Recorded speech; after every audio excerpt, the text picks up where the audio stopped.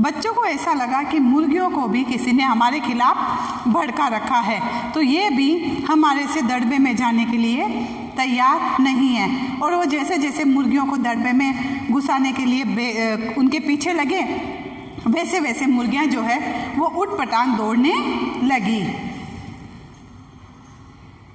मुर्गियां जो है उठपटांग इधर उधर कूदने लगी। दो मुर्गियां खीर के प्यालों से जिन पर आया चांदी के वर्क लगा रही थी कि दौड़ती फड़फड़ाती हुई निकल गई। अब दो मुर्गियां जो है वो आया जो है खीर के कटोरों पर चांदी का वर्क लगा रही थी, उसको कूदती हुई और फड़फड़ाती हुई वहाँ से दौड़कर निकल गई। तूफान गुजरने के बाद पता चला कि प्याले खाली हैं और सारी खीर दीदी के कामदानी के दुपट्टे और ताजे दूल्हे सिर पर लगी हुई हैं। एक बड़ा सा मुर्गा अम्मा के खुले हुए पानदान में फान पड़ा और कत्थे चूने में लुथड़े हुए पंजे लेकर नानी अम्मा की सफ़ेद दूध जैसी चादर पर छापे मारता हुआ निकल गया। जब मुर्गियां उस खीर के कटोरों पर से होकर निकल गई और ये तूफान गुजरने के बाद पता चला कि जो खीर के दोनों कटोरियां थी वो खाली हो चुकी थी और सारी खीर जो थी वो दीदी के कामदानी दुपट्टे और धुले हुए ताजे धुले हुए सिर पर लगी हुई थी। शायद वो बालों को धोकर सुखा रही होगी, तो ताजे धुले हुए सिर के ऊपर वो खीर लगी हुई थी। एक बड़ा सा मुर्गा जो था अम्मा के पानदान जिसमें चूना और कत्था रखा हुआ होता है, वो उसके अंदर छपाक मारता हुआ मतलब उसके अंदर कूद पड़ा और उसमें कूदने के बाद कत्थे और चूने से लुथड़े हुए पंजे, मतलब उसके जो सारे पाँव, जैसे वो कत्थे चूने के पानदान में कूदा तो उसके जो पंजे थे वो सारे कत्थे और चूने में हो गए थे, मतलब पूरे उसमें लथपथ भर गए थे। और फिर वह उन्हीं पंजों को लेकर नानी अम्मा की जो सफ़ेद दूध सी चादर बिछी हुई थी वह उस पर से दौड़कर निकल गया। अब बताइए, जब इन्होंने मतलब मुर्गियों की वजह से घर में कितनी गंदगी फैल गई थी।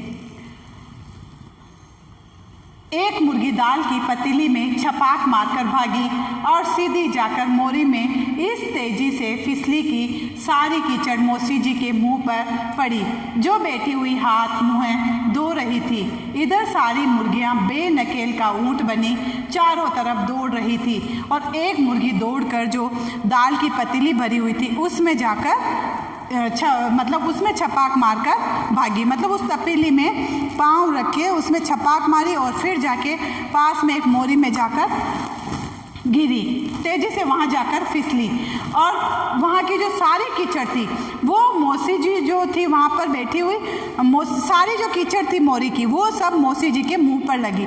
अब मौसी जी वहाँ पर बैठी हुई अपने हाथ पाँव और मुंह को धो रही थी, तो सारी जो मुर्गियाँ थी वो बिल्कुल बेकाबू होकर इधर उधर दौड़ रही थी, लेकिन एक भी मुर्गी उन बच्चों से दड़बे में नहीं गई थी। एक भी दड़बे में जाने को राजी नहीं हुई, एक भी मुर्गी मतलब तैयार नहीं थी कि वो दड़बे में जाए। इधर किसी को सूजी की बक्कर ईद के लिए जो भेड़ें आई हुई हैं लगे हाथों उन्हें भी दाना खिला दिया जाए। उनमें से कुछ बच्चों को लगा कि हम लोग बकरा ईद के लिए कुछ भेड़ों को लेकर आए हैं तो हम उनको दाना पानी खिला दें। दिन भर की भूखी सब की सब भेड़ें दाने का सूप देखकर जो झपटी तो भाग कर जाना कठिन हो गया। लस्टम पस्टम तख्तों पर चढ़ गई, पर भेड़ चाल मशहूर है, उनकी नज़र तो बस दाने के सूप पर जमी हुई थी। पलंगों को फलांगती, बर्तन लुढ़काती साथ साथ चढ़ गई। दिन भर की जो सारी भेड़ें थी वो दिन भर की भूखी प्यासी थी और जैसे ही उन्होंने दाने का सूप देखा तो वो सब उसकी तरफ दौड़ पड़ी और वहाँ से बच्चों का भाग कर निकलना कठिन हो गया। अब जो भेड़ें थी वो सब उल्टी पुल्टी जैसे भी उनको जगह मिली सब तख्तों पर चढ़ गई। तो कहते ना कि जैसे भेड़ चाल मशहूर है, भेड़ चाल किसे कहेंगे कि एक का अनुसरण दूसरा करना, जो एक कर रहा वही काम दूसरा करेगा। अभी आप लोग बच्चे नहीं करते, मैडम इसने ऐसा किया इसलिए मैंने भी ऐसा कर लिया, तो हम एक दूसरे का अनुसरण करते हैं। तो भेड़े जो एक भेड़ जो करे दूसरी भी उसी तरह से करने लगी तो सबकी नज़र उस वक्त कहाँ जमी हुई थी? दानों के सूप पर। अब वो पलंगों को फलांगती हुई, बर्तनों को इधर उधर लुढ़काती हुई सब एक साथ चढ़ गई थी। तट पर बानी दीदी का दुपट्टा फैला हुआ था, जिस पर गोखरी, चंपा, सलमा सितारे रखकर बड़ी दीदी मुगलानी बुआ को कुछ बता रही थी कि भेड़े निसंकोच सबको रोनती हुई अपने खुरों में किरणें, गोखरों, लचका और सलमा सितारे उलझाती, जॉर्जेट के दुपट्टे रोंदती, मैंगनों का छिड़काव करती हुई वहाँ से दौड़ गई। अब तट पर जो थी बानी दीदी ने अपना दुपट्टा फैला रखा था, वो शायद उस पर कुछ इस तरह से वर्क कर रही होगी दुपट्टे पर। तो मुगलानी बुआ बानी दीदी को कुछ डिज़ाइन बता रही होगी कि किस तरह से इनका वर्क करना है, कैसे इस पर ये सलमा सितारे लगाने हैं, किस तरह से गोखरा लगाने हैं। तो इस तरह से वो उनको बता रही। तभी भेड़े उनके दुपट्टों को रोंदती हुई वहाँ से निकल गई। वहाँ जो सलमा सितारे, गोखरो, लचका जो सभी रखे हुए थे वो भेड़ों की खुरों पर चिपक गए और वह बानी दीदी के दुपट्टे को रोंगती हुई उस पर अपनी मैंगनियों का छिड़काव करती हुई वहाँ से निकल गई।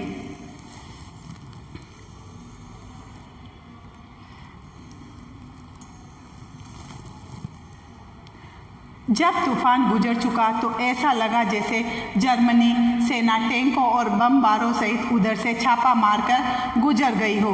जब ये सारा तूफान निकल चुका तब उन बच्चों को ऐसा लगा जैसे जर्मनी की जो सेना है वो टैंकों और बम बारों सहित वहाँ पर छापा मारकर वहाँ से निकल गई हो। जहाँ जहाँ से सूप गुजरा भेड़े शिकारी कुत्तों की तरह गंध सूंघती हुई हमला करती गई और जहाँ जहाँ से वह सूप लेकर गए वहाँ वहाँ भेड़े उसकी गंध को सूंघती हुई उसके पीछे पीछे दौड़ पड़ी। हज्जन माँ एक पलंग पर दुपट्टे से मुंह ढाके सो रही थी।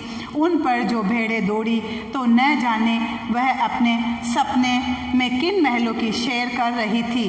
दुपट्टे में उलझी हुई मारो मारो चीखने लगी और जब भेड़े वहाँ से सूंघती हुई हमला करती हुई निकली तो पास ही पलंग पर हज्जन माँ जो है वो दुपट्टे को सिर पर ढककर सो रही थी और सपने में पता नहीं वो कौन से महलों की सैर कर रही थी। लेकिन जैसे ही भेड़े वहाँ से उनके ऊपर से दौड़कर निकली तो वह दुपट्टे को हटाती हुई मारो मारो चीखने लगी। इतने में भेड़े सूप को भूलकर तरकारी वाली की टोकरी पर टूट पड़ी। अब देखो भेड़ों ने उसके बाद अब उनके घर में जो सब्जी देने के लिए आई थी औरत, उसकी सब्जी पर वो भेड़े टूट पड़ी। वह दालान में बैठी मटर की फलियां तोल तोल कर रसोइये को दे रही थी। वह उनके दालान मीन्स आंगन, तो वह दालान में बैठकर रसोइये को मटर की जो फलियां थी वह तोल कर दे रही थी। वह अपनी तरकारी का बचाव करने को सीना तान कर उठ गई। आपने भेड़ों को मारा होगा तो अच्छी तरह देखा होगा तो बस ऐसा लगता है कि रूई के तकियों को कूट रहे हो। भेड़ों को चोट नहीं लगती, बिल्कुल ये समझकर कि आप उससे मजाक कर रहे हैं। वह आप ही पर चढ़ बैठेंगी। जरा सी देर में भेड़ों ने तरकारी छिलकों सहित पेट की कढ़ाई में झोंक दी। अब इतना सब होने के बाद भेड़े इस सूप को भूलकर जो वहाँ तरकारी बेचने के लिए जो औरत आई हुई थी वह उसकी सब्जी पर टूट पड़ी। लेकिन क्या सब्जी वाली भी अपनी सब्जी को भेड़ों को इस तरह से आसानी से खाने देती? नहीं, वो भी सीना तान कर खड़ी हो गई कि मैं नहीं खाने दूंगी।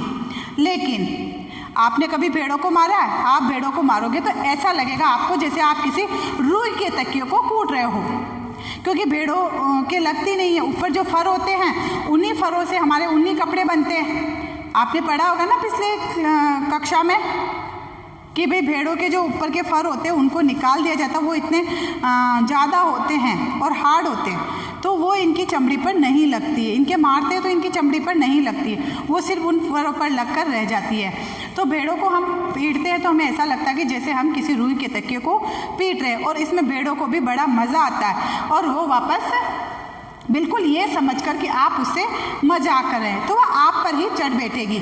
और जरा सी देर में, इतना सब कुछ होने के बाद थोड़ी सी देर में तो जो भेड़े थी वो तरकारी वाले की सारी तरकारी को अपने पेट की कढ़ाई में झोंक चुकी थी।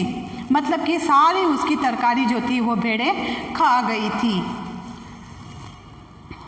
इधर यह प्रलय मची थी, उधर दूसरे बच्चे भी लापरवाह नहीं थे। इधर तो ये प्रलय मतलब ये घमासान हो रहा था, ये प्रलय मचा हुआ था और दूसरी ओर दूसरे बच्चे भी लापरवाह तो नहीं थे। इतनी बड़ी फौज थी बच्चों की जिसे रात का खाना न मिलने की धमकी मिल चुकी थी। अब इतने सारे बच्चे और उनको रात का खाना नहीं मिलने की धमकी थी, तो इस धमकी के डर से बच्चों को काम तो करना था। फिर उन्होंने क्या सोचा, वे 4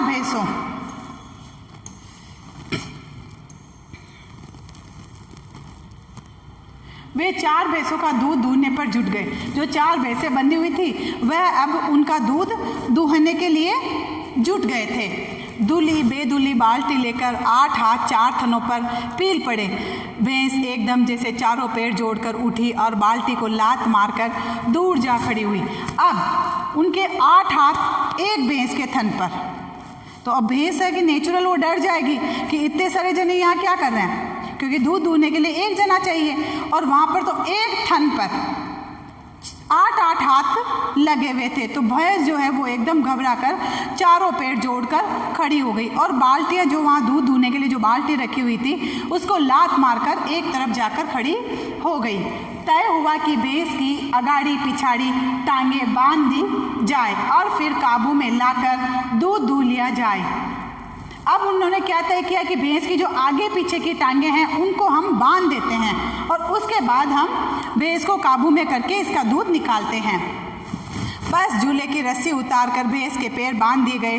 पिछले 2 पैर चाचा जी की 4 पाई के पायों से बांधे, अगले 2 पैरों को बांधने की कोशिश जारी थी कि भैंस चौकन्नी हो गई। छूटकर जो भागी तो पहले चाचा जी समझे कि शायद कोई सपना देख रहे हैं। फिर जब 4 पाई पानी के ड्रम से टकराई और पानी छलक कर गिरा तो समझे कि आंधी तूफान में फंसे हैं, साथ में भूचाल भी आया हुआ है। फिर जल्दी ही उन्हें असली बात का पता चल गया और वह पलंग की दोनों पटिया पकड़े बच्चों और भैंसों को सांड की तरह छोड़ देने वालों को बुरा भला कहने लगे। अब बच्चों ने सबसे पहले झूले की रस्सी उतारी और भैंस के जो पीछे के दोनों पैर थे, पास में जो चारपाई पड़ी थी रखी हुई थी जिसपे चाचा जी सो रहे थे, उस चारपाई पर भैंस के पीछे के दोनों पैरों को बांध दिया और आगे के पैरों को बांधने की तैयारी चल रही थी कि भैंस एकदम चौकन्नी हो गई और वहाँ से भाग निकली। और जैसे भैंस भागी पीछे पीछे चाचा जी की चारपाई। अब चाचा जी को ऐसा लग रहा था जैसे वो कोई सपना देख रहे हों, पर जैसे ही उनकी चारपाई एक पानी के ड्रम से टकराई, पानी उछलकर चाचा जी के ऊपर गिरा तो उनको ऐसा लगा जैसे वो किसी आंधी तूफान में फंस गए हैं, कि कोई बहुत बड़ा भूचाल आ गया है और वो उस तूफान आंधी तूफान में फंस गए हैं, उन्हें ऐसा लगा। लेकिन फिर जल्दी ही जब उन्हें असली बात का पता चला तो वह पलंग की दोनों पटिया पकड़े बैठ गए और दोनों पटिया पकड़े बच्चों और भैंसों को सांड की तरह छोड़ने वालों को भला बुरा सुनाते रहे कि जिसने बच्चों को काम दिया और इन भैंसों को छोड़ दिया, तो वह उनको भला बुरा सुनाते रहे। यहाँ बड़ा मज़ा आ रहा था। भैंस दौड़ी जा रही थी और पीछे पीछे चारपाई और उस पर बिल्कुल राजा इंद्र की तरह बैठे हुए चाचा जी। यहाँ बच्चों को जो है बहुत मज़ा आ रहा था कि मतलब राजा इंद्र की तरह चारपाई पर चाचा जी बैठे हुए हैं और भैंस आगे आगे पीछे पीछे उनकी चारपाई दौड़े हुए जा रही थी।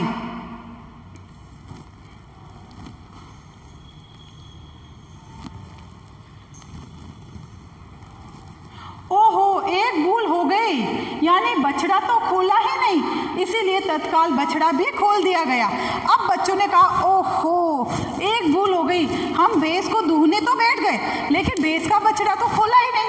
अब बच्चों ने भैंस के बछड़े को भी खोल दिया। तीर निशाने पर बैठा।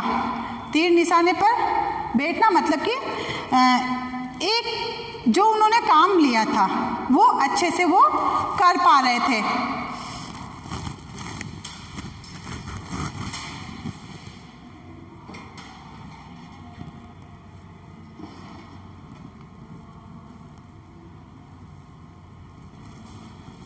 तीर निशाने पर बैठना मतलब अनुमान बिल्कुल सही होना, उनका अनुमान बिल्कुल सही था।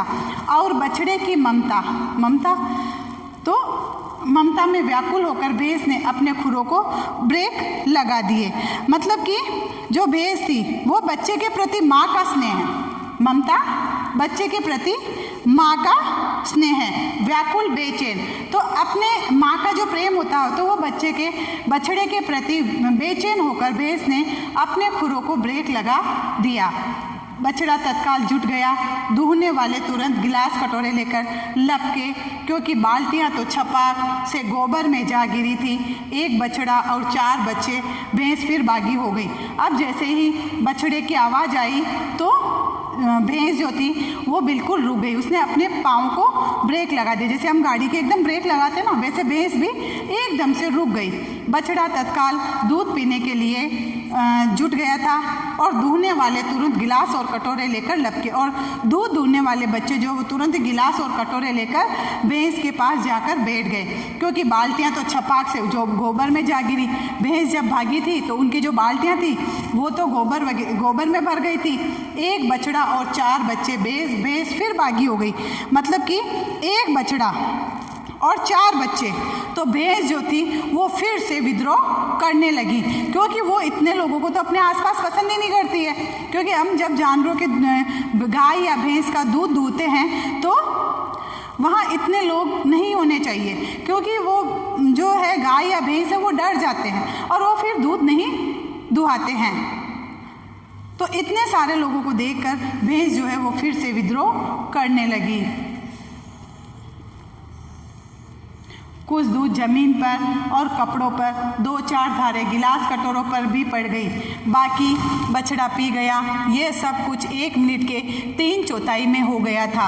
अब कुछ दूध तो जमीन पर गिरा, कुछ बच्चों के कपड़ों पर गिरा और कुछ 2-4 धारे उनके गिलास और कटोरों में गिरी, और बाकी का जो दूध था सभी दूध बछड़ा पी गया। मतलब कि ये सब कुछ 1 मिनट के 3/4 हिस्से में हो गया। 1 मिनट के 3/4 हिस्से में ये सारा काम हो गया था। घर में तूफान उठ खड़ा हुआ। ऐसा लगता था जैसे सारे घर में मुर्गियां, भेड़े, टूटे हुए तसले, बाल्टियां, लोटे, कटोरे और बच्चे बिखरे पड़े थे। अब घर में एक तूफान सा उठ गया था कि ऐसा लगता था जैसे पूरे घर में मुर्गियां हो गई है, भेड़ें हो रही है और टूटे हुए तसले, बाल्टियां, लोटे, कटोरे और बच्चे सब कुछ इधर उधर बिखरे पड़े थे। अम्मा ने सिर पीट लिया। दीदी चौखट पर बैठकर रोने लगी। बड़ी कठिनाई से शांति कायम करके भेड़े, भैंसें और बच्चे बाहर किए गए। मुर्गियां बाग में हकाई गई। शौक करती हुई तरकारी वाली के आंसू पोंछे गए और अम्मा आगरा जाने के लिए सामान बांधने लगी। अम्मा ने यह सब देखकर अपना सिर पीट लिया था कि अब कुछ नहीं हो सकता है। उसको बहुत ज़्यादा अफसोस हो रहा था कि मेरा काम करने के बजाय इन बच्चों ने कितना काम बढ़ा दिया है। बड़ी कठिनाई से दीदी जो थी वो चौखट पर बैठकर रोने लगी, क्योंकि उनका पूरा दुपट्टा खराब हो गया था। कठिनाई से शांति कायम करके भेड़े, भैंसें और बच्चों को बाहर किया गया। मुर्गियां बांग में हकाई गई। शौक करती हुई तरकारी वाली के आंसू पोंछे गए, क्योंकि तरकारी वाले की सारी सब्जियां जो थी वो भेड़े खा गई, तो उसके भी आंसू पोंछे गए, मतलब उसके बदले उसको भी कुछ पैसे दिए गए होंगे। और अम्मा जो थी ये सब देखकर वह अपना सामान बांधने लगी कि वह अब आगरा जा रही है, उसे यहाँ इन बच्चों के साथ नहीं रहना है। या तो बच्चा राज कायम कर लो या मुझे ही रख लो, नहीं तो मैं चली मायके। अम्मा ने चुनौती दे दी। मुए बच्चे हैं कि लुटेरने। अम्मा ने क्या कहा कि या तो तुम बच्चा राज कायम कर लो, या तो तुम बच्चों को घर में रख लो, या फिर मुझे रख लो। या तो घर में बच्चा राज कायम कर लो या तो मुझे ही रख लो, नहीं तो मैं तो चली अपने मायके, मतलब अपने माँ बाप के घर जा रही हूँ। और अम्मा ने ये चुनौती अब्बू को दे डाली थी कि ये बच्चे हैं कि कोई लुटेरे हैं। और अब्बा ने सबको कतार में खड़ा करके पूरी बटालियन का कोर्ट मार्शल कर दिया।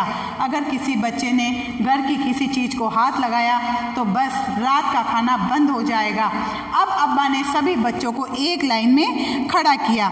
और जैसे फौजी अदालत में सजा दी जाती है ना, कोर्ट मार्शल, फौजी अदालत में जैसे बटालियन में सबको सजा दी जाती है तो उनको एक लाइन में खड़ा कर दिया जाता है, तो इसी तरह से उनको खड़ा कर दिया गया और उनको सजा दी गई। अब सजा भी क्या थी कि अगर किसी भी बच्चे ने किसी भी चीज़ को हाथ लगाया तो उसे रात का खाना नहीं मिलेगा। अब बच्चों का क्या हाल है, काम ना करे तो खाना नहीं मिलेगा और काम करे तो खाना नहीं मिलेगा। ये क्या, ये लीजिए, इन बुजुर्गों को किसी करवट शांति नहीं। अब बच्चों ने कहा ये लो, इन बुजुर्गों को किसी भी करवट शांति नहीं, करो तो भी गलत, ना करो तो भी गलत। हम लोगों ने भी निश्चय कर लिया कि अब चाहे कुछ भी हो जाए, हिलकर पानी भी नहीं पिएंगे। अब बच्चों ने निश्चय कर लिया कि कुछ भी हो जाए, लेकिन हम अब हिलकर बिल्कुल पानी नहीं पिएंगे। तो बच्चों, प्रश्न उत्तर का आपको PDF भेज दिया जाएगा। सारे प्रश्न उत्तर आपको कॉपी में करने और नीट एंड क्लीन वर्क आपको करना है।